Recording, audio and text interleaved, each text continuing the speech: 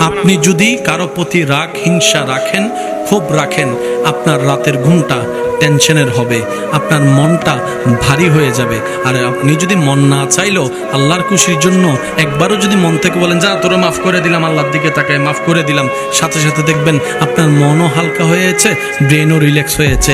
আপনার সে মাফ করাটা যদি রবের দরবারে পছন্দ হয়, রব বলবে যে তুই সামান্য আমার সৃষ্টি হয়ে যদি এই বান্দাকে মাফ করে দিতে পারো, আমি রহমান হয়ে কেন পারবো না, আমি আল্লাহ তোকে মাফ করে দিলাম। এটার নাম কি? জোরে বলেন, এটার নাম কি? যেমন একটা হাদিস সবারই জানা, শুধু স্মরণ করাই দিচ্ছি। নবী রাহমাতুল্লিল আলামিন বলছেন, হাসরের ময়দানে এমন কিছু বান্দা হবে যাদেরকে আল্লাহ তাআলা হিসাবটা সবার সামনে নিবে না। তারা বিচারে যাওয়ার সাথে সাথেই আল্লাহ তাদের চতুর্দিকে রহমতের একটা পর্দা তুলে দিবেন। আর একটু জোরে বলি,